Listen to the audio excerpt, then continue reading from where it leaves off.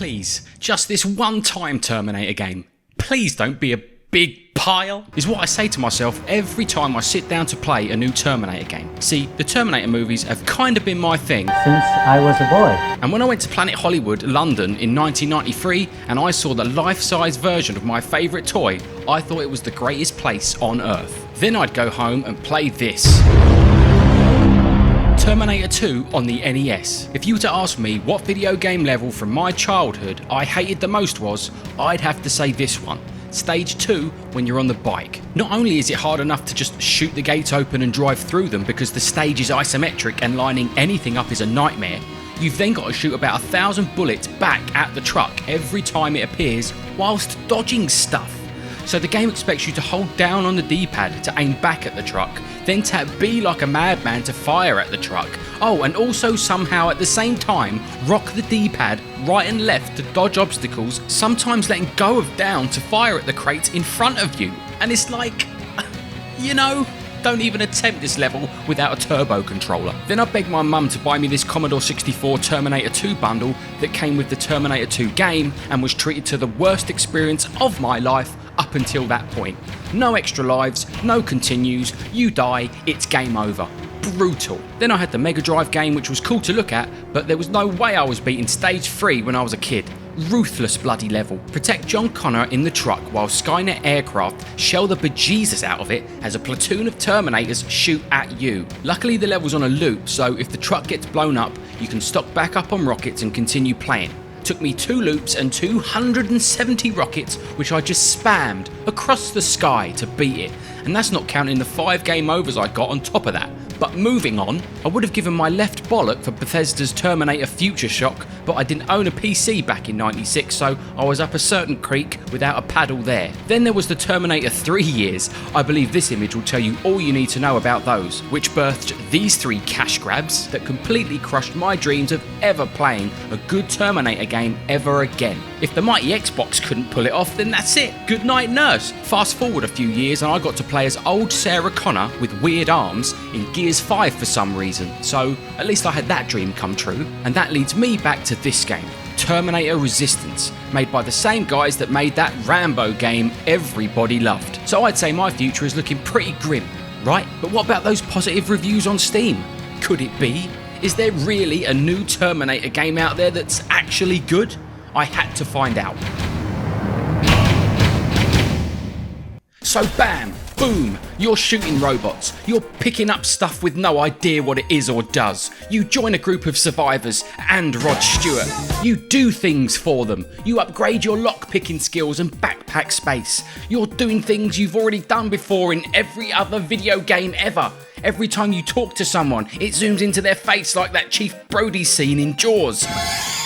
All while thinking, I'd have really enjoyed this back in 2008, and that's what it is. It's like a 7.9 out of 10 game from 2008 with the graphics of a PS4 launch title. And for someone who's been waiting for a decent Terminator game since his whole life, I have no other option but to take it. Sometimes it feels like a game from 2015, like Alien Isolation or something. Then the Terminator bashes down the door, detects me, and walks away. And it's like, okay, back to 2008, gang, resume positions. Most stages are pretty linear, with about 1 or 2 side quests per stage. The first stage, or district, gives you the impression that the game's going to be broken up into smaller open world areas, but it's pretty much just this district which they reuse twice throughout the game. And at first you're like, oh cool, this is going to be like Fallout but with Terminators. There's even a puppy dog meat that you give to some kid that can't lay off the morphine. What's brown and sticky?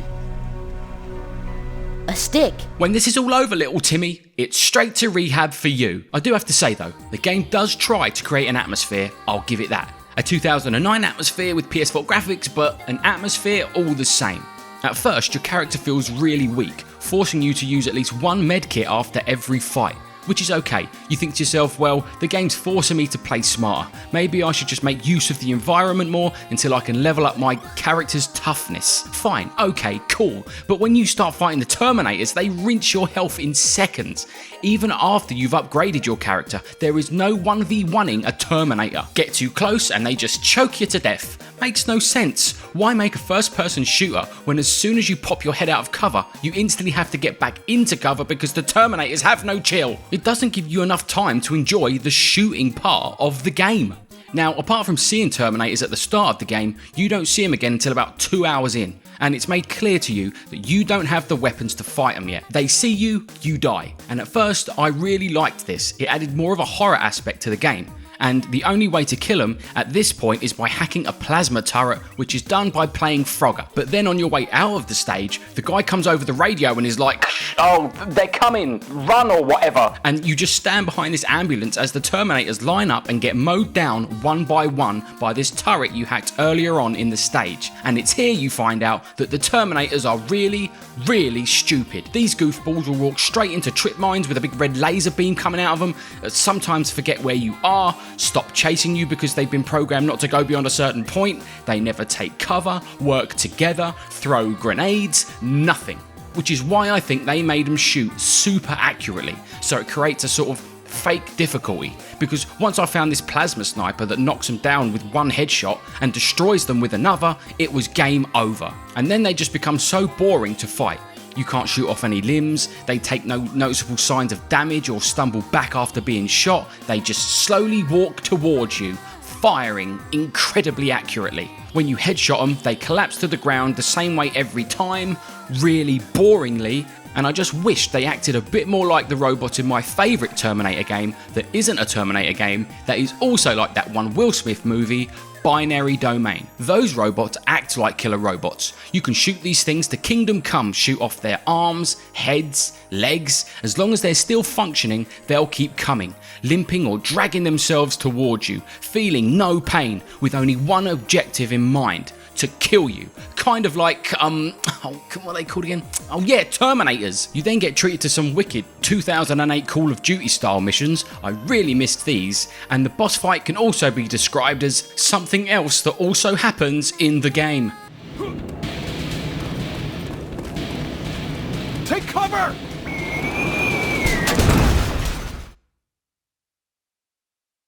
But despite all my issues with Terminator Resistance, I kept playing. Now, it might be because I'm a big Terminator fan and have grown accustomed to how 2008 first-person shooters play, but if you're as old as me, you can't help but think, look how far we've come. And I'm not gonna lie, every Easter egg brought a big old smile to my face. Robert Patrick on the operating table, Dr. Silberman's letter in the hospital, the truck from the T2 chase scene, You've Got Me Burning playing on the boombox, and there's no question that the Terminator movies have some of the best sounds and music in movie history, and the game, though kind of from 2008, uses them very well. When the game first booted up, I sat at the title screen and listened to the whole reworked Terminator theme with its wailing 90s guitar looking like the Antonio Banderas meme. The story isn't too convoluted and is actually the best part of the game.